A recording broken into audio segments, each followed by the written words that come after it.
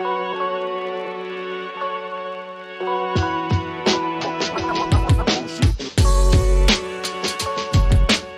we'll start with the rapid fire questions. You can only answer with one word or one sentence. At what age do you want to retire? Don't know.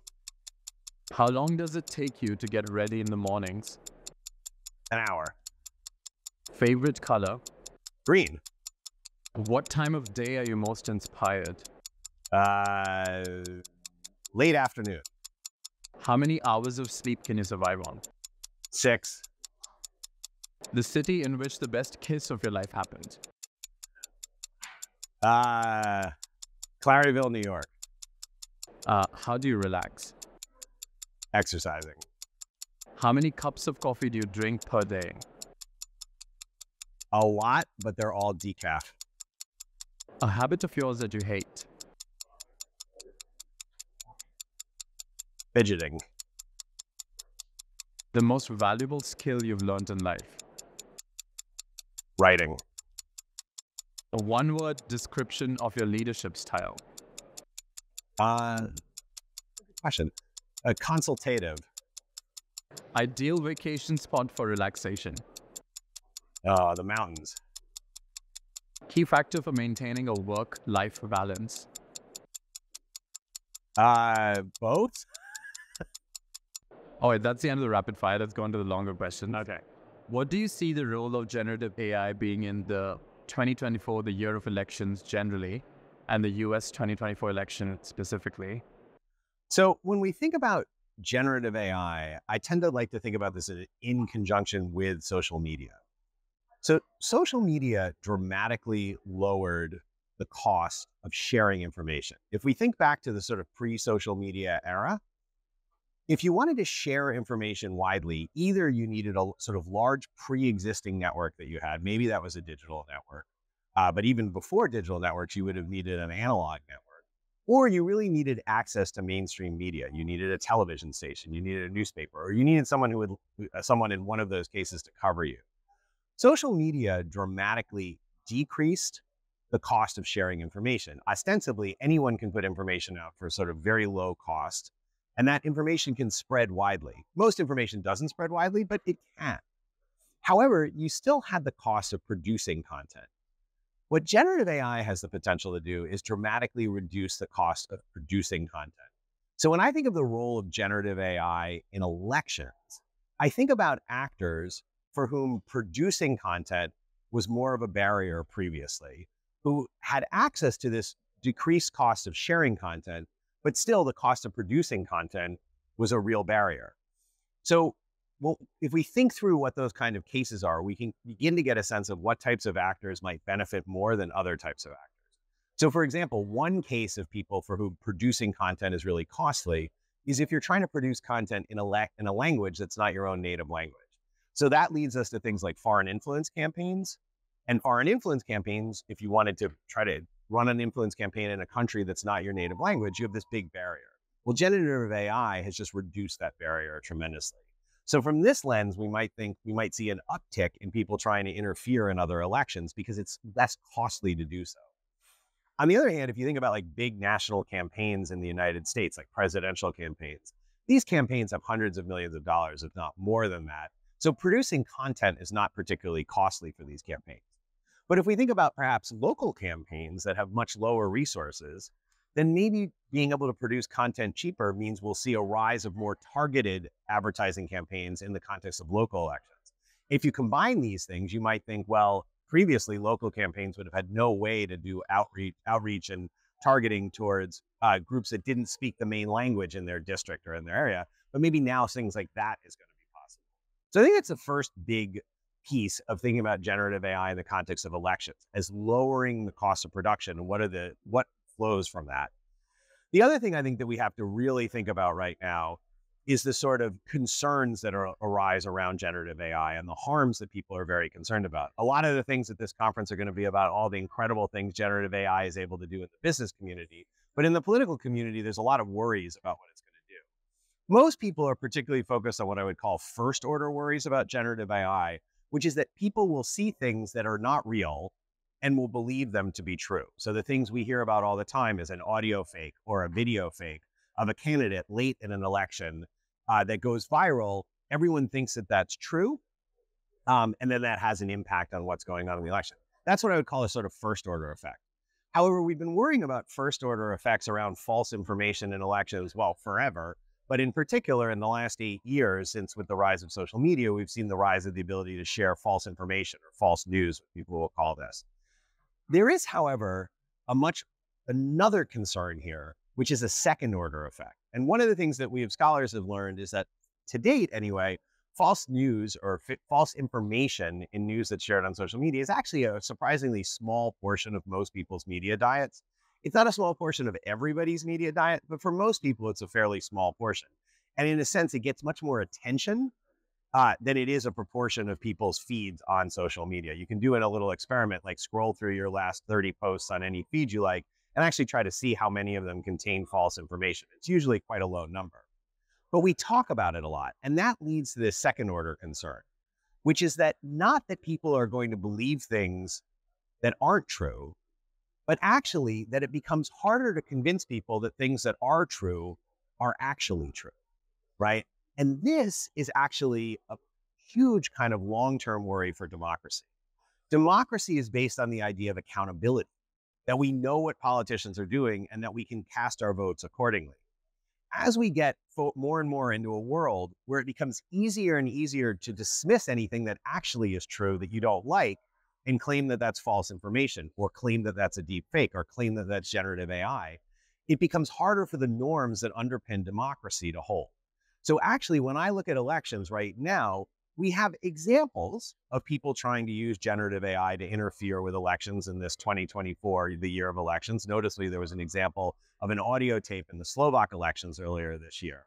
But I'm long-term much more concerned about these second order effects, that we begin to lose this accountability link because people begin to not know what's true. By the way, this is also a huge kind of, I think, concern for businesses, because when businesses have rumors and attacks online and things that flare up, it becomes harder to convince people of what's actually true.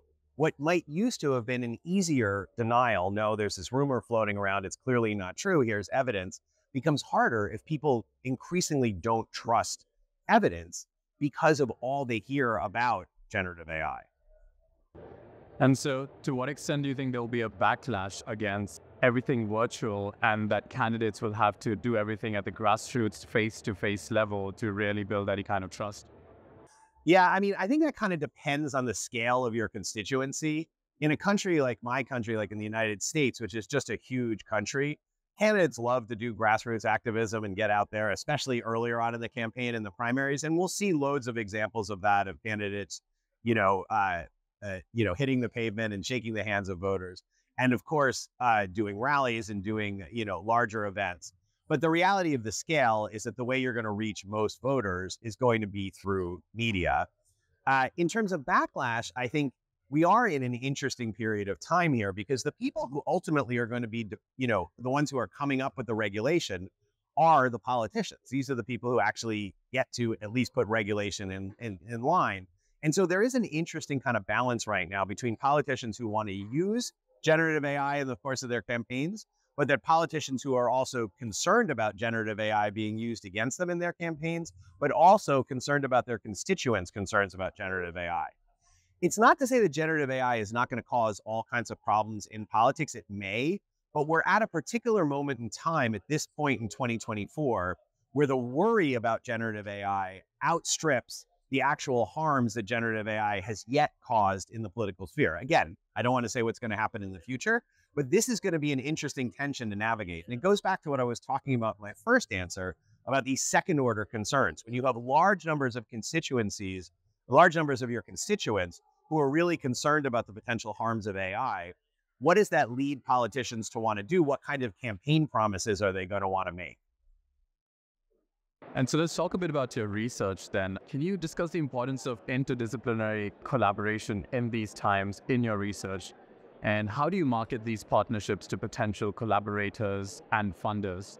Yeah, so one of the most exciting things about this field that I found myself in right now, which which is loosely can be called digital democracy or digital autocracy or digital politics is that, as you say, it really is at the intersection of a lot of established fields in academia. So I'm a political scientist, but I work with people who are communication scholars, who are computer scientists, who are psychologists, who are sociologists, who are network scientists, data scientists. It really is quite exciting. Now, in my field of academia, that presents certain challenges because there are a lot of things around the profession that are organized around the discipline. Hiring works by disciplines. Promotion tends to work through disciplines. A lot of our journals, which is how academics, the main output of academics is peer-reviewed publications, the scientific publications that we put into the public domain, but those also often work through disciplinary boundaries. So it is challenging, but it's also at the same time, it's incredibly exciting. The collaborations that have come about, it's kind of interesting. Some of them, I think, came about early on when this field was emerging because potential funders in the field tried to bring people together from different fields. Universities are also well aware of the fact that a lot of exciting work is being done at interdisciplinary boundaries. There is this tension between universities and funders who want to support interdisciplinary research and the professional norms of the field that tend to reward research a little bit more through disciplinary boundaries. But a lot of people have been entrepreneurial about this, about trying to get people together. And it becomes easier over time because a lot of this is ironically about network effects. It's about who you know and who you're in contact with. And networks are able, as you begin to grow interdisciplinary networks, then your students meet students of people you're working with, and these networks kind of strengthen themselves. Ironically, there's also, you do find on social networks and on online networks becomes an interesting place to be able to meet people who are doing similar research, but who you might not come into contact with through these normal disciplinary channels. One of the postdocs in my lab right now became aware of the work of our lab because one of my former students actually literally found him talking about a paper on Twitter during the pandemic that had to do with looking at TikTok. And they connected online because they found each other on a social network. And now, a few years later, he's actually working in our lab. So speaking of network effects, then, could you elaborate on your findings regarding the effects of network diversity on political tolerance? Yeah, that's actually super interesting question. So this was a study that we did. It was led by Alex Siegel, who at the time was a PhD student at NYU in our lab, but is now an assistant professor of politics at the University of Colorado Boulder. And Alex is a specialist in Middle Eastern politics. So we were actually looking at Twitter networks in Egypt. And what we were able to do in Egypt was we had a sample of Twitter users in Egypt. And we were able to look at the extent to which they followed more secular elites and more religious elites. And it turned out, interestingly enough, that people who followed exclusively secular elites or exclusively religious elites tended to use more intolerant language in their posts on Twitter. But people who followed elites from both of these camps actually tended to use less intolerant language on Twitter. And we actually looked at this effect over time because you might imagine this would be a selection effect. The type of people who were going to follow both secular and religious elites might be more open-minded, might be more tolerant. But we actually found over time effects too. So if you look down the road as people had followed more of these elites, these effects kind of followed. So it's an interesting question, but I will say it's a complicated question because this leads to a big question in the study of filter bubbles. And there's been a lot of interest in whether if we move people out of filter bubbles, and by filter bubbles, or you might have heard the term echo chambers, this idea that you go online and you kind of only hear from people who have similar political views to what you do. And so there's been a lot of speculation and a lot of talk in the policy world about, if we can only get people out of echo chambers, they're going to like each other more. They're going to be not necessarily more tolerant, but maybe less politically polarized. But there's been research in the United States by Chris Bale and colleagues at Duke and the University of North Carolina, where they exposed people to counterpartisan news sources by having them follow bots on Twitter that shared counterpartisan news. And they didn't find any improvement. They actually found among some people, there was a backlash where they started liking people less. I'm one of the co-directors of the US 2020 Facebook and Instagram election study, one of the co-leads of the external academic team on this. We ran an experiment during the 2020 election with consenting participants where we altered their Facebook feeds during the course of the campaign leading up to the US 2020 elections. And we depressed the amount of content coming from politically like-minded sources So the idea here would be that might actually make people less polarized.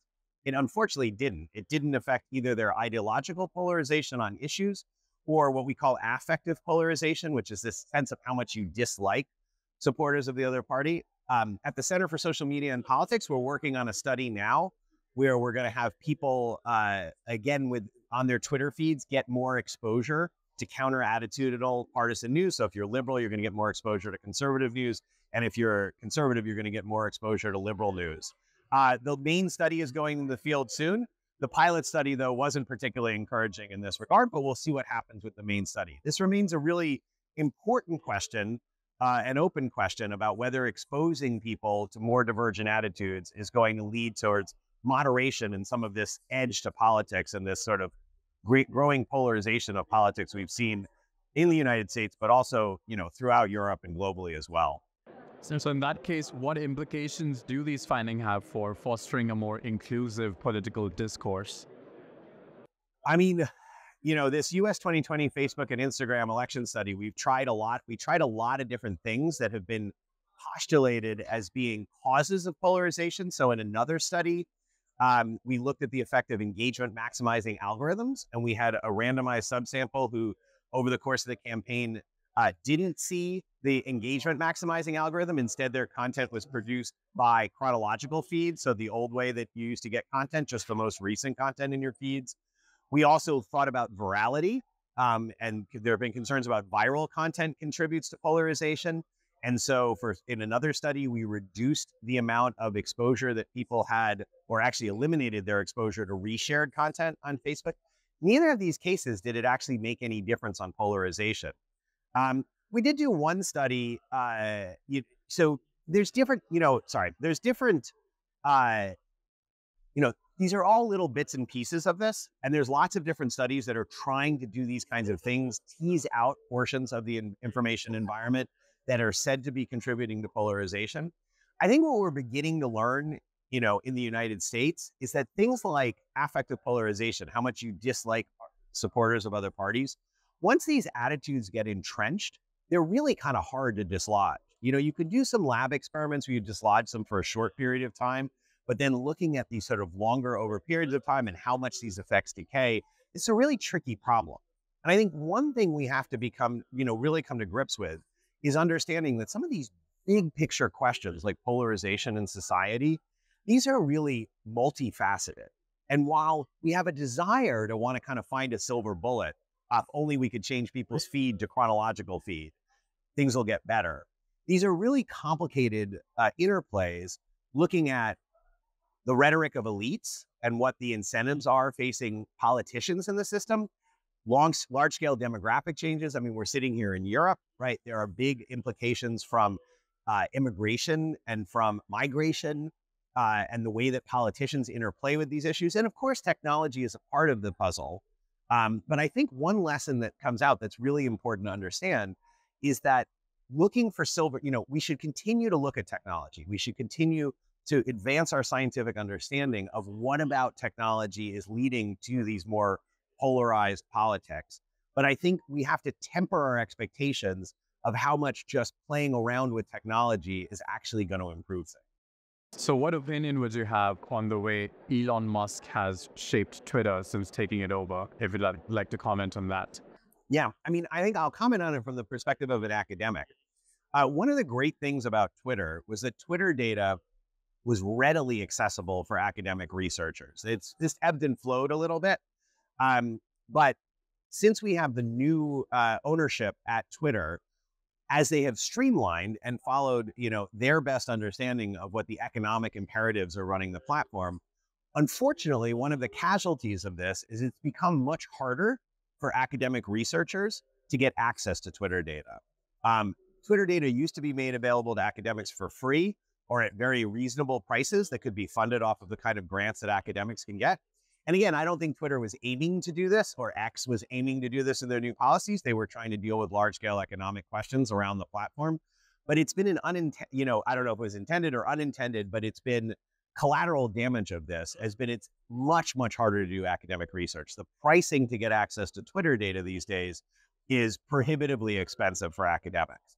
And what this means is that we as the mass public, it's harder for us to know what's happening on social media. All these questions that you're asking me right now, part of the reasons we have answers to these is because academic researchers have been able to access data, and Twitter was disproportionately the leader in in making their data available. Now, there's larger questions there. Like, one of the things that makes Twitter great for being able to do research on is the data is all public. It's a platform where almost everybody posts publicly, and all the research and what we've learned about it has been from publicly available data. But Twitter taught us a lot about social media platforms. It allows researchers like me to be able to inform the media, to be able to inform policymakers about what's actually happening on this platform. So it has a real benefit for society. The other thing that was nice about Twitter was because it was so easy to get access to this data. You didn't need a lot of resources you didn't need a big lab to be able to do this kind of research. So you had lots of PhD students around the world doing dissertations and trying to, learning and adding to scientific knowledge about what was happening on these platforms. So if I would have sort of one message for the new leadership of Twitter, right? Academic research has never been a big part of the economic model of any of these platforms. If they can rethink some of these policies and think about how they can, while they're going about the sort of economic changes that they feel necessary for the platform, if they can think about making it easier for researchers to access the publicly available data again, I think this has a net benefit for society, and it's something that X can do to help the public understand better the aspects of social media. So that's been my biggest concern to date. So from a market perspective, what emerging trends in social media do you believe will shape the future of political behavior and public opinion research?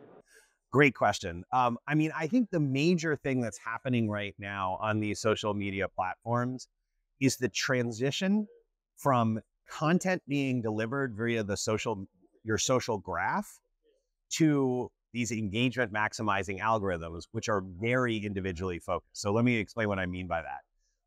The way that social media started up, if you think about Twitter, you follow people. If you think about YouTube, you subscribe to channels. If you think about Facebook, your content always came through your friends or the pages and the groups that you subscribe to. We call this a social graph. People were going onto these social media platforms to get content from networks that they had curated. And some of them were more your friends in real life. Some of them were more accounts that you found interesting.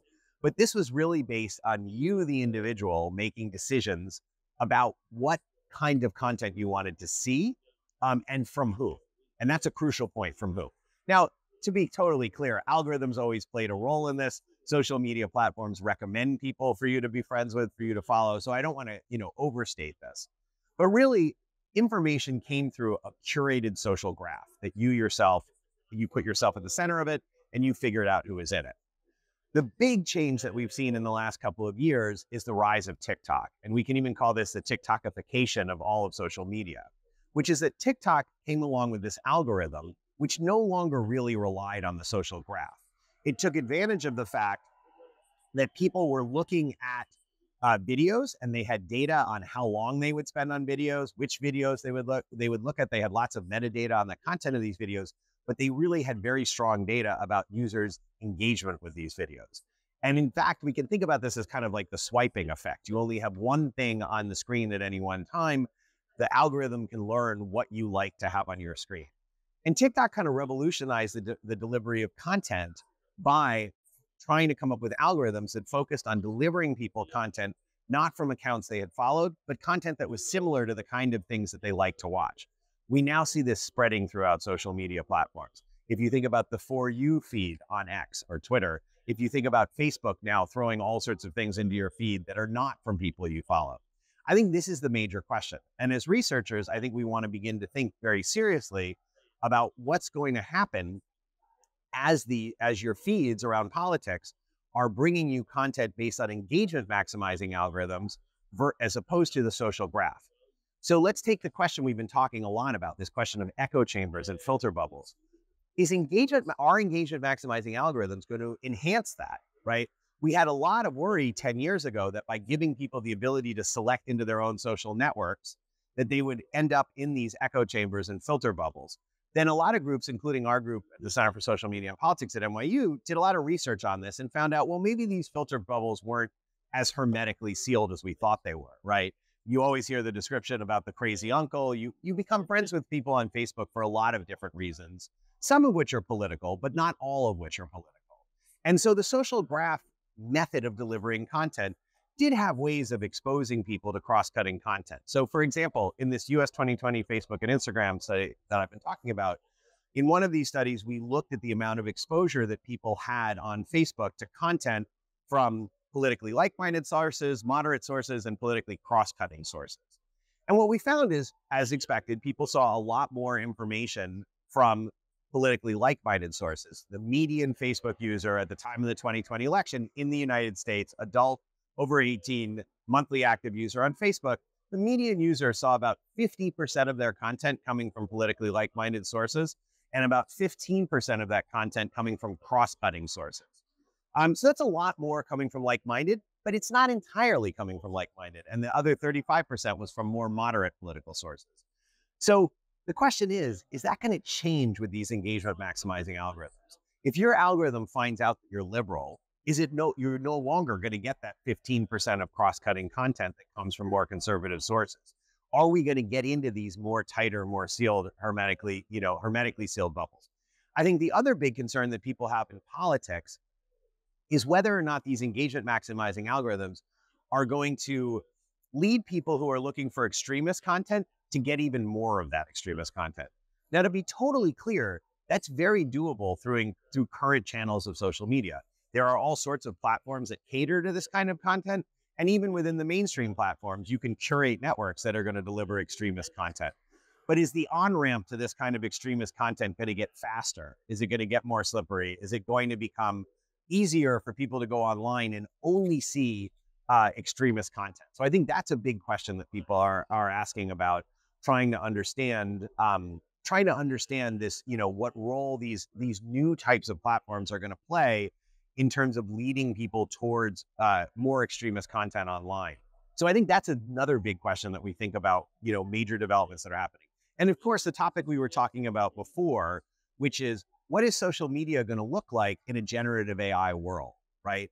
Will people actually, and if you combine these two things, the lowering cost of production of content combined with the engagement maximizing algorithms, it does lead to this interesting question about whether people's feeds in the future are going to be filled, certain people's feeds online will be largely filled with content that's created not by humans, but by generative AI, and whether it's going to be possible to have these kind of, almost entirely kind of bot-generated ecosystems on social media platforms where you go online, the algorithm knows what kind of content you like, producers know how to produce that content at very low cost at high scale using generative AI, and delivering it with social media accounts that are essentially run as generative AI. And it kind of portends a potentially different future for these online platforms. So considering the extent to which TikTok can read the data into video viewership and interaction, how much of a valid threat is it to have it banned from the US, for instance, or to have its data service within the country it's operating in? Yeah, that is a big question right now. So the question on hand is the question of the TikTok ban in the United States. So my background is studying post-communist politics. Before I got into social media and politics, my work was all on post-communist Russian and East European politics, which means that I work with, I've spent a lot of time as a political scientist thinking about not just democratic regimes, but authoritarian regimes, competitive authoritarian regimes, transitions between these different states. I have to say, as an American citizen, it makes me very uncomfortable to be thinking about my government banning social media platforms. As someone who's long studied more authoritarian regimes, and there's incredibly exciting work in this field that's been done about what happens when authoritarian regimes like China have banned platforms like Facebook and banned access to Google. And so the idea, I think before we get into the question of like, what exactly is the algorithm doing and what is the concern here, the idea that we're now going to be in a world where authoritarian regimes, when they want to ban platforms that their citizens want to have access to, that they're going to be able to say, oh no, this has nothing to do with being authoritarian. This is just normal behavior in the digital information environment. Look, the United States banned TikTok. That was a Chinese platform. The US bans Chinese platforms. So it's totally fine for the Chinese to ban Instagram, even though people in China want to get access to it. So that I'm quite worried about the precedent. I'm quite worried about the world we get into post a US ban of TikTok, because prior to this, we had a real, delineation between open societies, between liberal democracies that had flourishing market economies and let these kind of platforms, for the most part, especially ones that were widespread usage, flourish, right? And let citizens' choices decide which platforms were going to be successful. And authoritarian regimes where the state weighed in cases where the state was controlled, they couldn't control information, the state would then ban these platforms. That being said, your question about, the TikTok algorithm, I don't think it's the algorithm that is the source of the ban. I think that's important to get this distinction, because there has been discussion in policy circles in Washington, D.C. about whether platforms should be required to, say, use chronological feed instead of engagement maximizing feeds. And there have been those kind of arguments have been made in terms of politics. Those kind of arguments have been made in terms of well-being. Those kind of arguments have been made in terms of the addictiveness of the platforms and children's health, right? So those arguments get made for a lot of reasons. The concern about TikTok in the United States has to do with the ownership.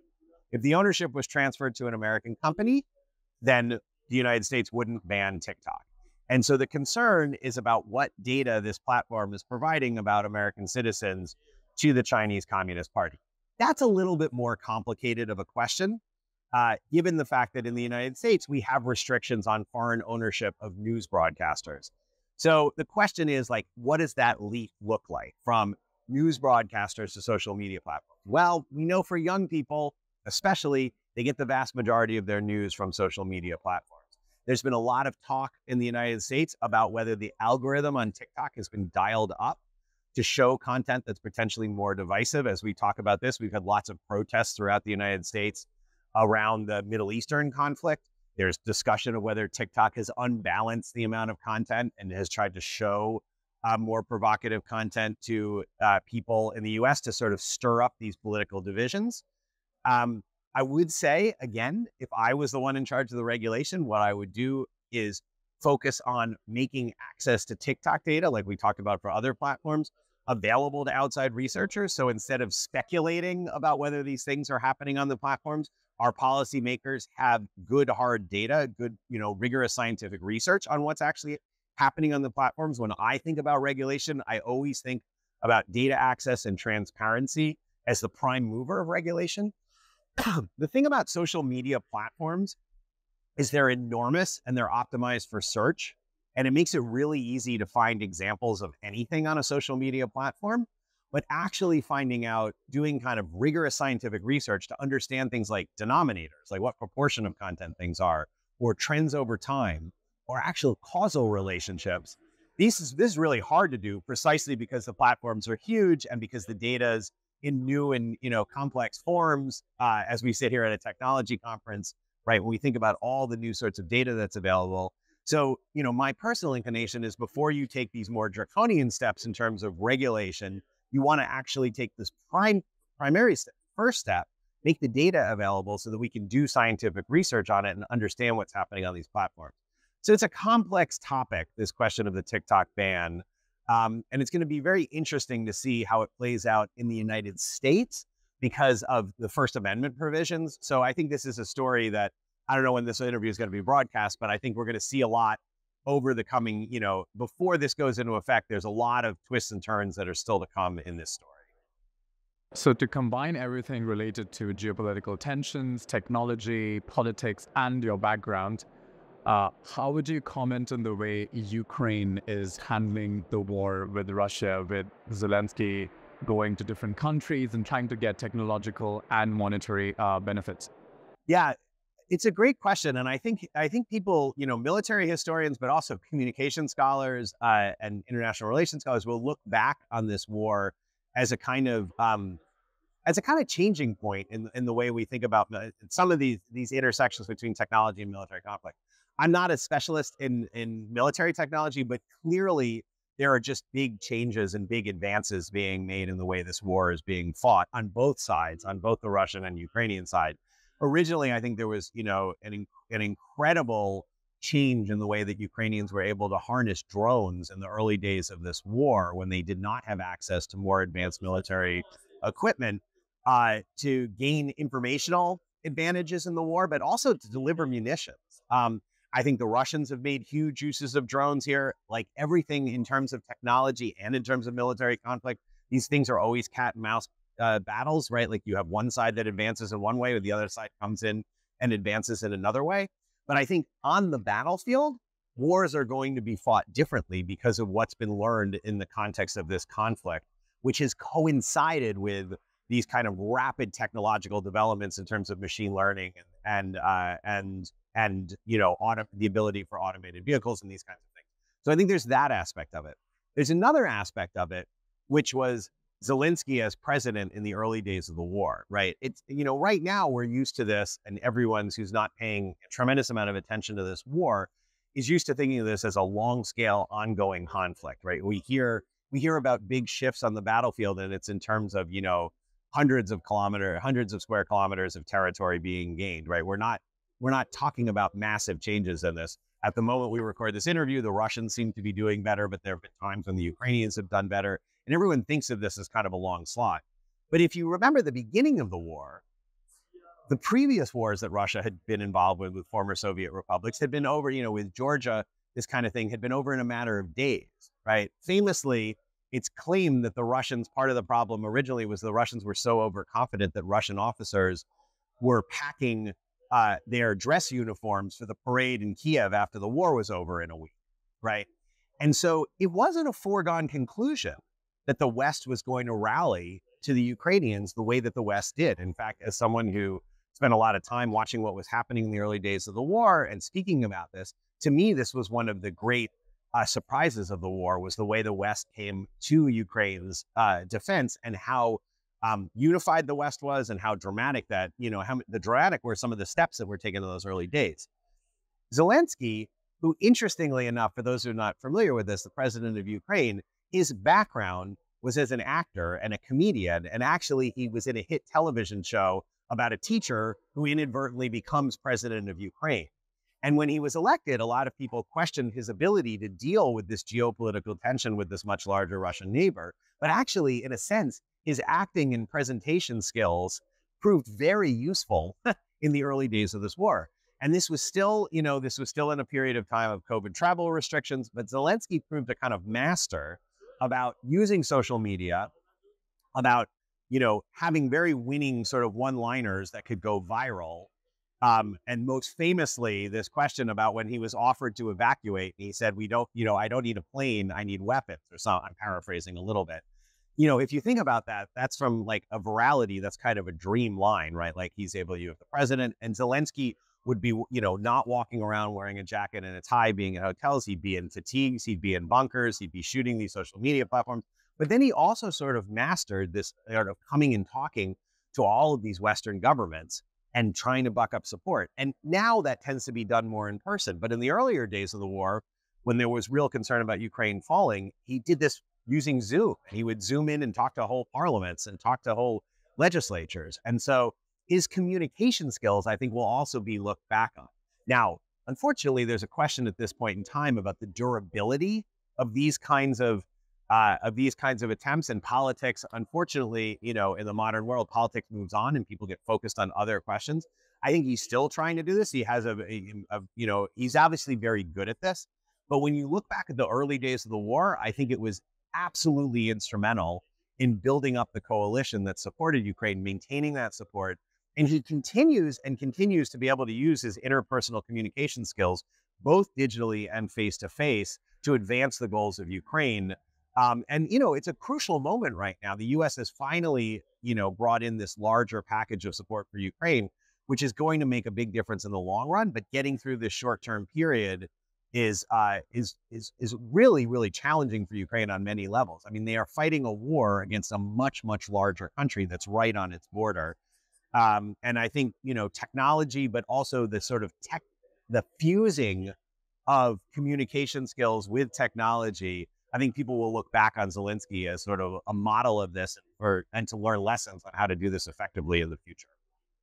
So the last question for you is of a personal kind. What would you be doing in your life if not this? What would I mean? That's a great question. I mean, honestly, I think if I hadn't gone into academia, what I would have liked to have done was like lead hiking trips for at-risk youth. I have a whole other part of my personality that involved being a camp counselor. I met my wife at my summer camp.